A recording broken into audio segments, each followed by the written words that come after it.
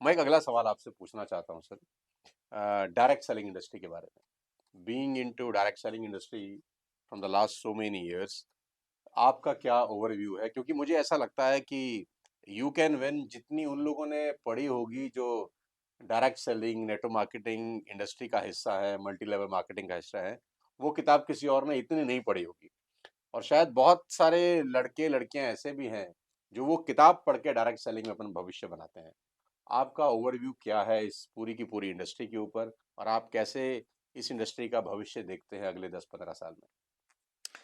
मेरे हिसाब से I have one of the highest respect for direct selling industry, highest respect, क्योंकि ये अच्छे लीडर और बनाते हैं।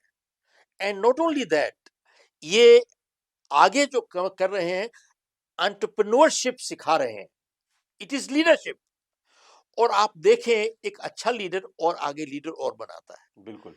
घटिया लीडर फॉलोअर बनाता है। जानते हो कि असुरक्षित इतने होते हैं इनसिक्योर। कि ये सीख जाएगा मेरा क्या होगा, ये सीख जाएगा मेरा क्या होगा। वो खाली एक देखते हैं, एक कटोरा है, इतना कटोरा है, ये नहीं समझते कि एक ये तो समुंदर है भाई, इस समुंदर में कभी खत्म होने वाला है ही नहीं। तो वी मस्ट अंडरस्टैंड। तो मेरे हिसाब से डायरेक्ट सेलिंग जो कॉन्सेप्ट है, I think it's a great concept. मैं आपको बना रहा हूं, सिखा रहा हूं, आगे डाउन लाइन है मेरी। डाउन लाइन में 3 4 5 आदमी को एक, चाहे हम लोग आगे लेते हैं, वो आगे डाउन डाउन लाइन को लेते हैं, आगे लेते हैं, आगे लेते हैं। This is entrepreneurship, this is wonderful. मेरे हिसाब से I think conceptually it's a great industry. ईमानदारी से, सच्चाई से किया जाए तो ये बहुत दूर तक इंसान को ले जा सकती है। दुख की बात यह है कि कई लोग बहुत शॉर्ट साइटेड होते हैं, खाली वो दो चीज बेची, इसके पैसे उखाड़ लिए, इधर पैके उखाड़ लिए, इधर से उखाड़ लिया करके, इस that is not the farsighted way. ये दूरंदेशी नहीं है, ये बहुत छोटी सोच है। बट ईमानदारी से इसको अगर किया जाए तो मेरे हिसाब से it is one of the great marketing concept. बहुत अच्छा मार्केटिंग कॉन्सेप्ट है। It's a great leadership concept. It's a great concept दुनिया भर में बेरोजगारी को हटाने का क्या इससे बात। बहुत अच्छा तरीका है, ताकि ईमानदारी से आप 4 पैसे कमा सकते हो। And that is a very good thing. So I personally feel, I endorse this kind of a work concept. It's phenomenal. सफलता के लिए हमको दो चीज चाहिए, we need the skill and the will. Skill and will, एक के बिना दूसरा अधूरा है। ठीक, दोनों चीज जरूरी है, लेकिन इन दोनों में से विल की अहमियत थोड़ी ज्यादा ज्यादा। है स्किल से। क्यों?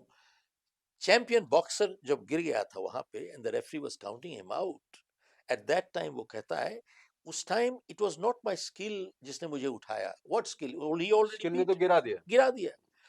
बोले उस टाइम मेरी विल कह रही थी, एक बारी फिर से खड़े वन हो मोर जाओ, टाइम। एक बारी फिर से खड़े जाओ, एक बारी फिर से। It is my will not my skill. तो अक्सर जब पूछते हैं ना, स्किल और कॉम्पिटेंस में फर्क क्या होता है? स्किल होती है काबिलियत, skill is only your ability, and competence is skill along with the ability and the willingness to do the job. Perfect. बहुत से स्किलफुल लोग हैं, they are totally incompetent. And आज की तारीख में आप देखिए अमेरिका में, do you know what is the third biggest cause of death? It is medical negligence. Medical negligence, वो क्या है नेग्लिजेंस का मतलब? Doctors have not done the job properly, attitude is bad. एक डॉक्टर से दूसरे ट्रांसफर में उन्होंने पूरी इंस्ट्रक्शन ठीक से नहीं दी, गलत दवाई दे दी गई। This is the third biggest cause of death in US. India में तो इससे बहुत 10 गुना ज्यादा होगा, हमारे पास तो स्टैटिस्टिक्स ही नहीं है। तो हाल ही में अबाउट 2 वीक्स अगो मैंने मौलाना आजाद मेडिकल कॉलेज में, they invited me to address about 1,000 doctors there from all over the world आए हुए थे, एलुमनाई मीट थी इनकी। तो वहां पर अमिताभ कांत भी आए हुए थे वहां पर, दे फ्रॉम नीति आयोग। तो बहुत बड़ी बात हो रही थी स्किल डेवलपमेंट, क्योंकि सरकार ने बहुत पैसा लगाया है स्किल डेवलपमेंट। तो जब मैंने बोलना शुरू किया तो मैंने कहा कि भैया देखिए, कोई भी ऑर्गेनाइजेशन है, संस्था है, and countries, they are not built on skills, they are built on character. they are not built on skills, they are built on character. आप 150 करोड़ रुपया लगा दिया, लेकिन countries don't build on skills. तो मैंने कहा कि एक अगर काबिल डॉक्टर होगा, उसका चरित्र नहीं होगा, वो झूठियां सर्जरी करेगा, झूठे प्रोसीजर करेगा, और उसके लिए एक बीमार आदमी बीमार नहीं है, पेशेंट नहीं है, बल्कि टारगेट है। एक स्किलफुल वकील होगा जिसका चरित्र मिसिंग होगा, जो मैटर 5 हियरिंग में खत्म होता है, 500 हियरिंग लटका के ले जाएगा, लटका के निचोड़ेगा आपको बैठ के। एक जज जो स्किलफुल है लेकिन चरित्र मिसिंग है, वो आपको फैसले देगा, इंसाफ नहीं देगा। जो आईएएस आईपीएस ऑफिसर है, स्किलफुल है लेकिन चरित्र मिसिंग है, वही खुद गुंडा बन के माफिया बन के बैठ जाएगा, आपको परेशान करेगा। साहब यही कुछ हो रहा है, यही कुछ हो रहा है।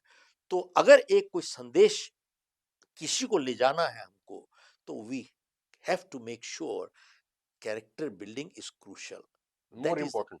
much more important than anything else.